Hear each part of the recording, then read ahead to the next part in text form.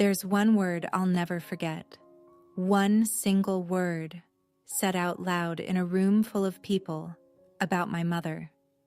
And the strange thing is, the woman who said it thought she was the one holding all the power that night. She had no idea that the person she should have been afraid of was standing 8 feet away, holding a glass of champagne and a phone she was about to use to change everything. That was the night our family stopped being a family, at least the version of it I'd grown up believing in. And it all started because of what my brother's wife decided to call my mom. Inside the hotel my mother spent 3 years of her life helping to build. Let me back up, because you need to understand who my mother is before you understand why that word landed the way it did. Her name is Ruth.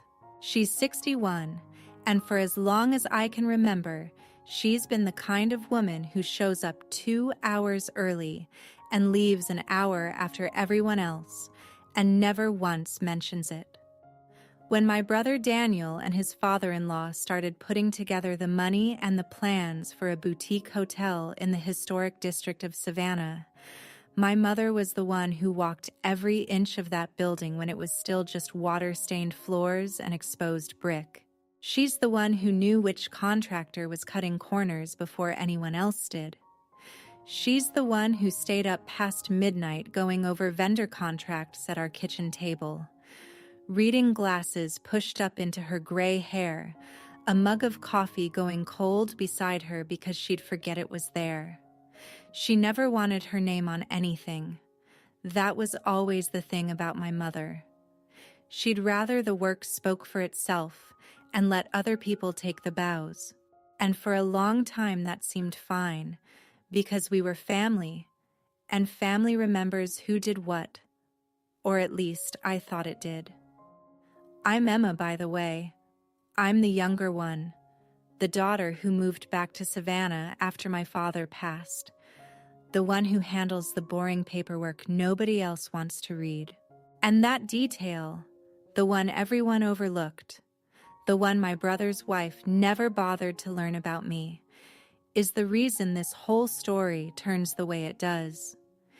If you're the kind of person who believes the people working quietly in the background deserve to be seen just as much as the ones standing up front taking the credit, stay with me here.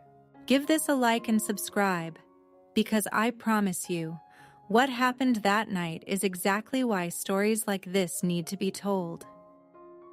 The hotel opened on a warm evening in October. String lights everywhere, a jazz trio in the corner, the whole restored lobby glowing like something out of a magazine. My brother in a new suit, shaking hands. His wife, Vanessa, in a dress that cost more than my mother's first car, moving through the room like she'd personally laid every brick herself. And my mother, in her good navy dress, standing near the front desk, watching the thing she'd poured herself into finally come to life. She was happy, genuinely, quietly happy. I keep coming back to that because of what happened next, because she was standing there smiling, proud of something she'd never once asked for credit on, when Vanessa turned around, saw her near the desk, and said the thing that made the whole room go quiet. "Oh, don't mind her," Vanessa said, laughing a little, turning to the couple standing beside her. "That's just the maid. She's been here since the beginning, poor thing. We keep her around for sentimental reasons." The couple laughed too, the polite kind of laugh people give when they don't know they're being handed something ugly. And my mother, who had spent 3 years walking that building before it had walls, just stood there with her hands folded in front of her navy dress and smiled like she hadn't heard it. But I saw her hear it.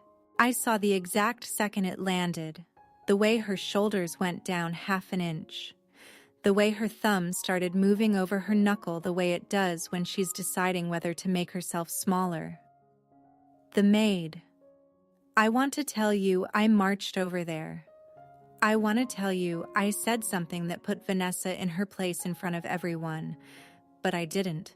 I stood by the bar with my champagne going warm in my hand, and I did the math that I'd been doing quietly for weeks. And I realized this was no longer something I could smooth over. Because here's what Vanessa didn't know about me. While she was picking out the marble for the lobby and deciding which of her friends got invited to the opening, I was the one sitting in an attorney's office reading the actual paperwork behind this hotel. The ownership structure, the share transfers, the part where the whole thing was still, legally, only half done.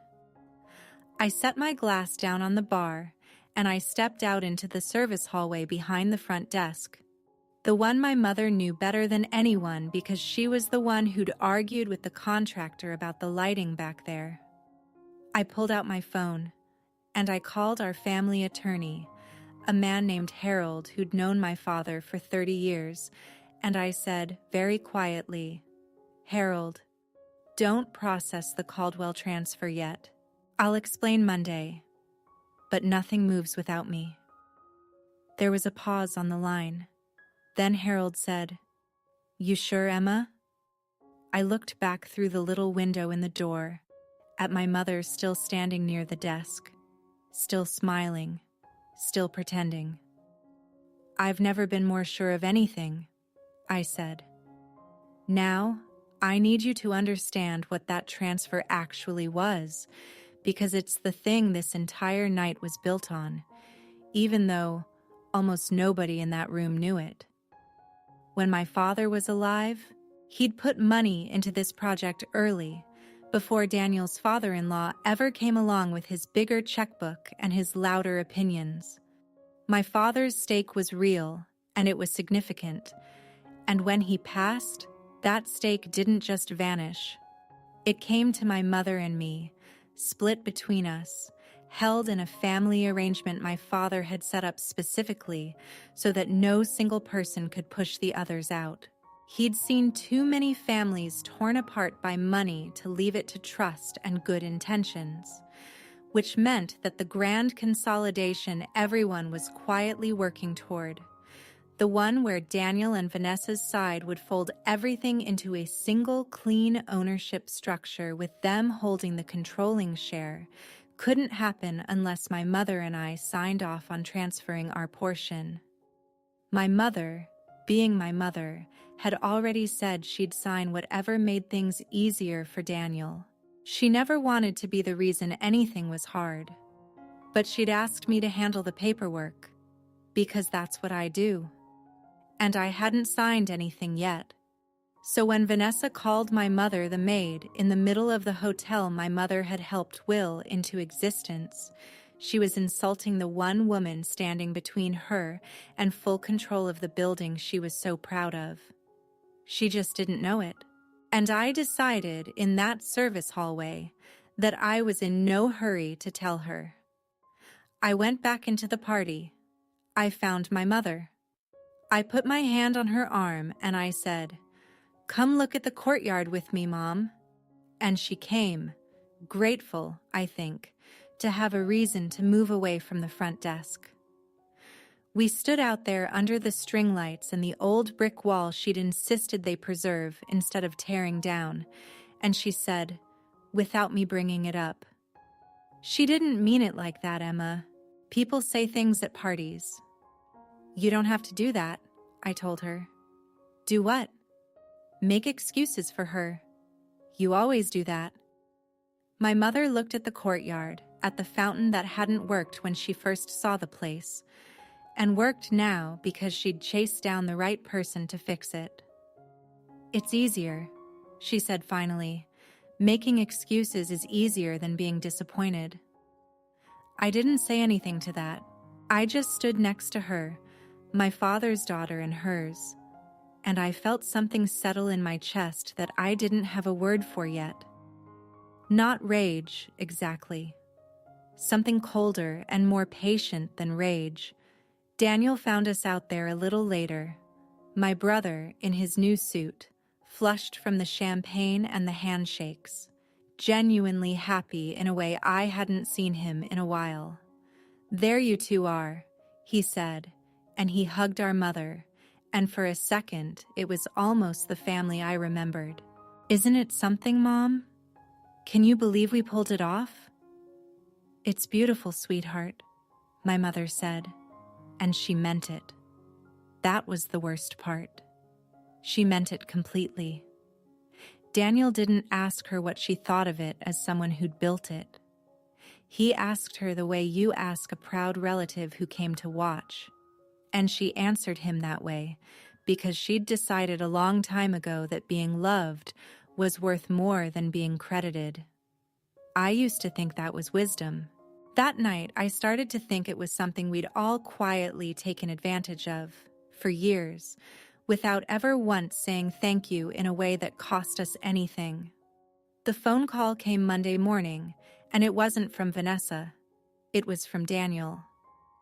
"Hey," he said in the careful voice he uses when he wants something and knows I'm going to make him work for it. "Harold called me, said you put a hold on the transfer. What's going on, Em?" I was at my kitchen table, the same table where our mother used to sit reading vendor contracts at midnight, and I had a cup of coffee that I was actually drinking while it was hot for once. "I put a hold on it because I hadn't reviewed it," I said. "Which is true. I do that with everything. You know that." "Right." But Harold made it sound like... He stopped. Started again. "Vanessa's dad wants to close this out by the end of the month. There's some financing thing. I don't fully understand it. But they need the ownership clean before the bank will do the next phase, so the timing's kind of tight." There it was. The first thread of the thing I'd only half understood at the party.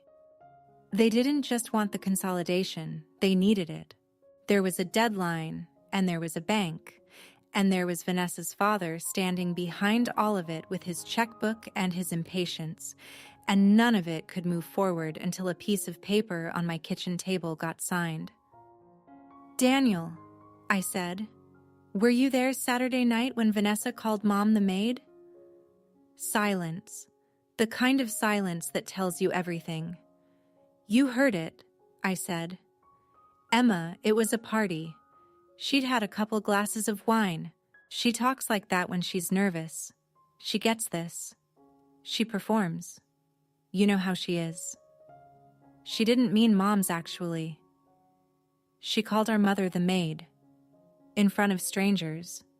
In the building Mom spent 3 years of her life on. And you stood there. What was I supposed to do? Make a scene at my own opening?" And there it was again. That cold, patient thing in my chest. "That's the difference between us," I said. "You'd rather have a nice party than a mother who's respected. I'd rather have a mother who's respected." He got quiet again, then softer. The little brother I actually loved came back into his voice for a second. "That's not fair, Em. I love Mom. You know I love Mom." "I know you love her," I said. "I'm asking you to respect her. Those aren't the same thing, and I'm starting to think our whole family confused them a long time ago." He didn't have an answer for that. He said he'd call me later, and he asked me again, almost as an afterthought, whether I could just go ahead and get the paperwork done so his father-in-law would stop breathing down his neck, and I told him I'd get to it. Which wasn't a no, but it wasn't a yes either, and Daniel had known me his whole life, so he heard the difference.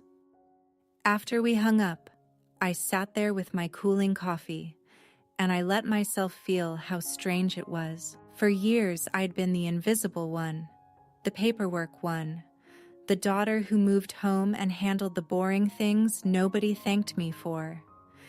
I'd made my peace with that the same way my mother had made her peace with being uncredited. We were a matched set, the two women in that family who did the work and stood off to the side. And now, for the first time, that invisibility had turned into something else. It had turned into leverage, The very thing they'd all overlooked about me was the thing that put me in control of the one deadline they couldn't afford to miss. I called Harold back that afternoon, not to sign anything, to understand exactly what I was holding. Harold was in his 60s, with an office full of my father's old files and a way of talking that made you feel like nothing was an emergency even when it was. "Your father built this so it couldn't be steamrolled," he told me. "Your portion and your mother's portion together aren't a controlling stake, but they're a blocking one. Nothing consolidates without both of you. And your mother gave you power to sign on her behalf 2 years ago, when her eyes were bothering her and she didn't want to read the fine print. That's still on file. You never revoked it." I hadn't thought about that in 2 years. My mother, squinting at documents, saying, "You handle it, Emma. I trust you. Just handle it." She'd handed me the authority to protect her without either of us understanding that one day I might need to. "So let me make sure I understand," I said. "Legally, right now, on paper, this hotel doesn't fully belong to Daniel and Vanessa's side. It belongs to a structure that can't move without me. And I'm the one holding the pen for both Mom and myself." "That's exactly right," Harold said. "The question is what you want to do with that." I looked out my kitchen window at the live oaks with their gray moss hanging down, the way they'd hung over this town longer than any of us had been alive. "I want to do it right," I said. "I want Mom to be seen, not paid off, not thanked at a party, seen. And I want to know I did it without being the thing that blew our family apart, if that's even possible anymore." "That," Harold said, "might be the hard part." The family dinner was Vanessa's idea, which should have been my first warning. She called it a thank you dinner for everyone who'd worked on the opening, hosted at the hotel restaurant on a Thursday when it was closed to the public. Candles on the tables, the good wine, a menu she'd picked herself. Daniel called to make sure I was coming, and there was something almost pleading under his casualness, like he was hoping this dinner would smooth everything over and I'd sign the papers, and we could all go back to pretending. I brought my mother. She wore the navy dress again, because it was her nicest one, and on the drive over she kept smoothing it on her lap and asking if it was too much. "It's perfect, Mom," I told her, and I meant it, and I hated that she had to ask. We sat down, and for the first 20 minutes, it was fine. Vanessa played the gracious host, going table to table, touching shoulders, laughing her party laugh. Her father was there, a big silver-haired man who shook my hand too hard and looked at me for exactly 2 seconds before deciding I wasn't important. Daniel sat between his wife and his mother, trying to be a bridge, the way he'd been trying to be a bridge his whole life. Then, somewhere around the second course, Vanessa stood up to give a little toast, and she started thanking people. The designer, the contractor, her father, without whom none of this would have been possible. Daniel, my partner in everything. She raised her glass around the room, and I watched my mother sit up a little straighter because surely, in a room full of thank yous, in the building she'd given 3 years to, her name was coming. It didn't come. Vanessa finished her toast, everyone clinked glasses, and my mother's name was never said. Not once. And I watched my mother pick up her water glass and take a small sip so that her hands would have something to do, and I watched her smile at the person next to her like nothing had happened, and I felt that cold thing in my chest turn into something with edges. It wasn't even the MAID comment anymore. That had been cruelty, and cruelty at least acknowledges you exist. This was worse. This was a room built to hand out credit, and my mother had been erased from it so completely that no one even noticed she was missing. That's what invisible really means. Not being insulted, being left out of the story entirely. I was about to say something. I could feel the words coming up, and I don't know exactly what they would have been, but they were going to be loud. And then, under the table, my mother's hand found mine and squeezed it. Hard. "Don't," she said quietly, just to me. "Please, Emma. Not here. Not tonight."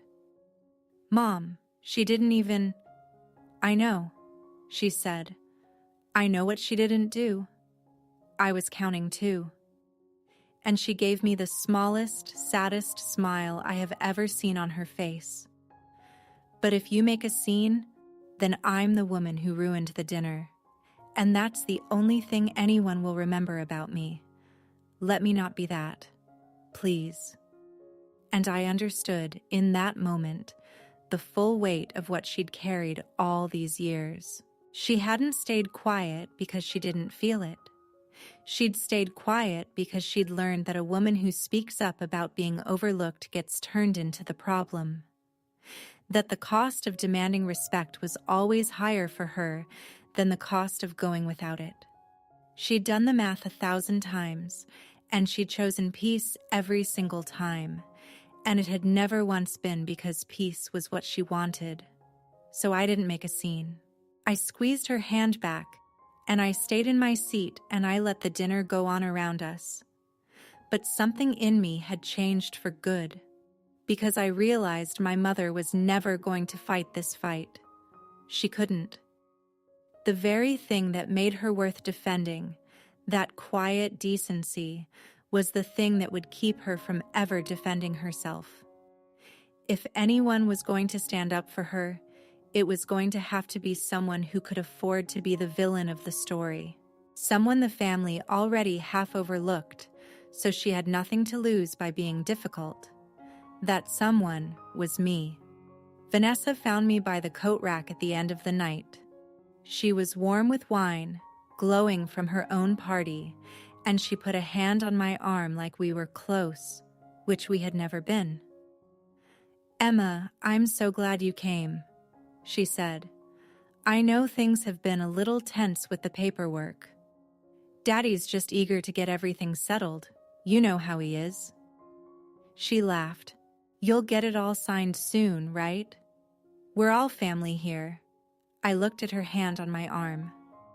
I looked at her easy, confident face, the face of a woman who had never once had to wonder whether she'd be counted. And I smiled at her, the same smile my mother had been smiling all night, the one that gives nothing away. "We're all family," I agreed. "I'll be in touch about the paperwork very soon." She patted my arm, satisfied, and turned back to her guests. She thought she'd handled me. She thought I was the easy one, the quiet one, the one who'd sign because that's what the quiet ones do. She had no idea she'd just spent an entire evening making sure I never would. The next 2 weeks were the strangest of my life, because on the surface nothing happened at all. Vanessa's father's deadline crept closer. The bank needed the ownership consolidated before it would release the next round of financing, the money that would fund the second phase, the expansion Vanessa had already started talking about at the dinner as if it were a done deal. And the whole thing sat waiting on a signature that lived on my kitchen table under a coffee ring, unsigned. Daniel called twice more. The first time he was gentle, asking how I was doing, circling around the paperwork like it was a sleeping animal he didn't want to wake. The second time, he was less gentle. "Emma, come on. You've had it for weeks. Harold says everything's in order. What are you actually waiting for?" "I'm waiting to understand what I'm signing away," I told him. "And who benefits, and who gets erased. I'm being thorough." You always said I was too thorough. Now I'm being exactly as thorough as you always complained about. This is about the dinner, he said. Isn't it? This is about Mom. This is about Mom, I agreed. Finally, someone in this family making something about Mom. He went quiet, and then he said the thing I think he'd been holding back for weeks. You know what her father's like. If this doesn't close on time, he's going to lose the financing, and he's going to blame me, and it's going to be ugly in my marriage in a way you don't have to live with. So whatever point you're making it with my life. And there it was. The trap I'd known was coming. If I blocked the transfer to protect our mother, I wasn't just standing up to Vanessa.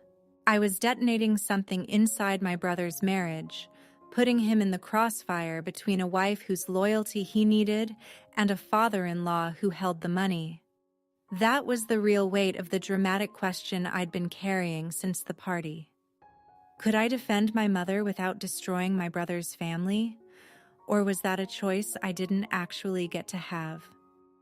I didn't sleep much those 2 weeks. I kept sitting at that kitchen table, my mother's old table, turning it over, and slowly, a different shape started to form. Because I realized I'd been thinking about it wrong. I'd been thinking my only 2 options were to sign and erase my mother, or to refuse and blow everything up. But those weren't the only 2 options. There was a third one, and it required the very thing everyone had always underestimated about me: patience and paperwork, and a willingness to be the one who read the fine print all the way to the end. I went back to Harold. I asked him what it would take, not to block the transfer, but to change its terms, to make my signature conditional. And Harold, who had loved my father and had watched this family for 30 years, leaned back in his chair and smiled for the first time since I'd walked in. You want to sign? He said slowly, but only if the new ownership structure formally recognizes your mother's stake. Names her, credits her, gives her a real protected position in the thing she built, instead of folding her out of it. And I want it in writing, I said. Not a thank you at a party, not a nice speech. A legal document that says Ruth Caldwell is an owner of this hotel, with rights nobody can toast their way around. If they want my signature by the deadline, that's the price of it. Harold nodded slowly. They need you more than you need them, he said. That's the whole game. They set a deadline, which means they handed you the leverage. If they want to close on time, they close on your terms. If they don't, they lose the financing, and that's on them, not you. You're not blocking anything. You're just refusing to sign a version that erases your mother. How long do I have to decide? You don't have to decide anything, he said. They do. Their clock is running, not yours. All you have to do is wait and hold the line and let their own deadline do the work. I drove home that night feeling something I hadn't felt in a long time. Not triumph, not yet. Something quieter. The feeling of finally standing on solid ground after months of not knowing where the floor was. I still didn't know if it would cost me my brother. I still didn't know if Daniel would ever forgive me, or if my mother would even let me do this on her behalf. But for the first time, I knew exactly what I was going to do. I was going to make them choose, credit my mother, or lose the deal. And I was going to hand them that choice with the same quiet smile they'd all been giving my mother for years. The meeting happened 3 days before the deadline, in a conference room on the 2nd floor of the hotel, the one my mother had picked the paint color for. Everyone was there.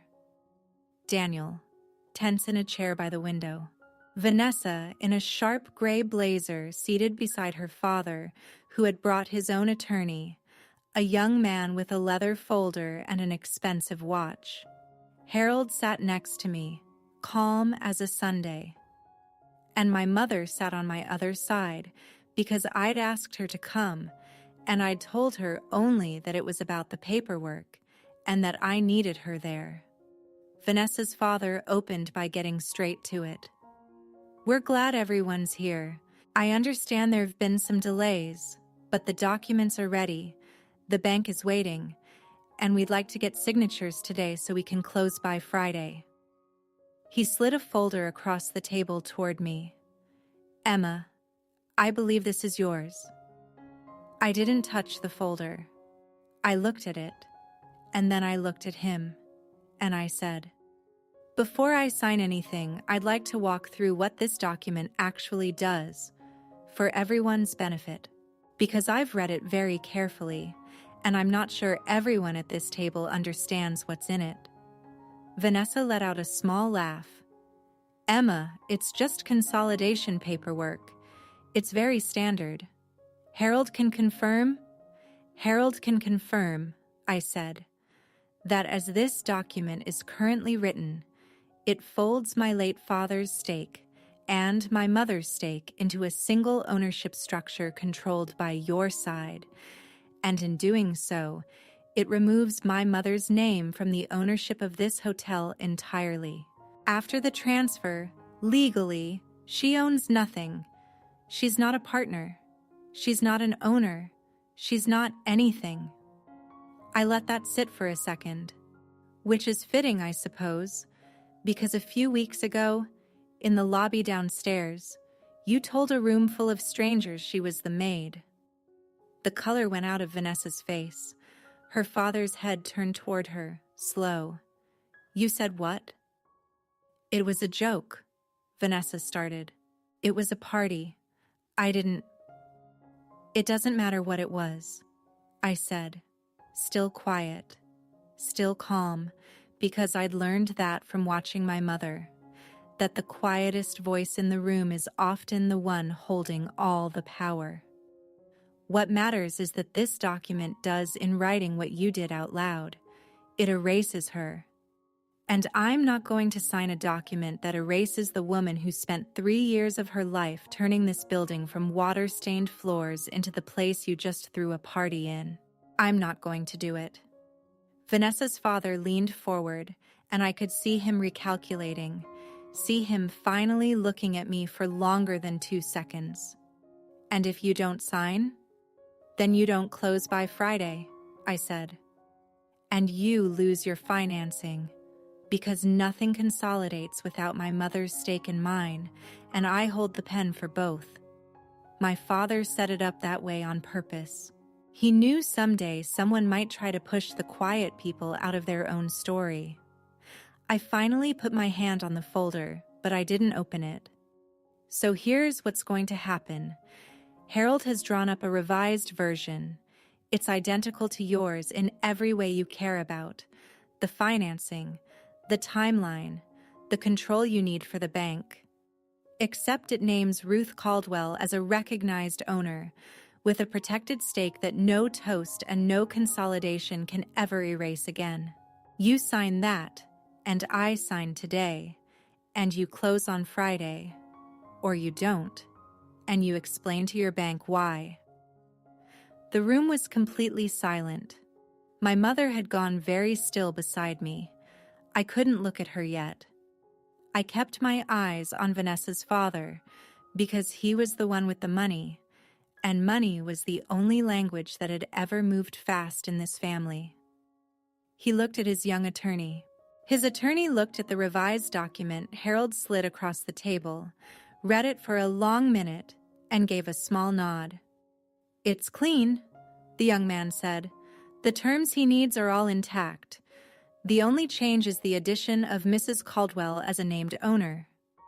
Vanessa's father sat back. And then, to my surprise, something almost like respect crossed his face. "Your father built this fence," he said, "and you're the one who knew where the gate was." I read the paperwork, I said. Somebody in this family always has to. He signed. And when he signed, everyone signed, because his money moved everyone else. Daniel signed without looking up, and I couldn't tell if he was angry or relieved or both. Vanessa signed last, her jaw tight, her party smile finally completely gone. And then it was my turn. I picked up the pen, and before I signed, I finally turned to my mother. She was crying. Not the loud kind, the quiet kind, the kind that just sits in your eyes and doesn't fall, the kind of a woman who taught herself decades ago never to make a scene.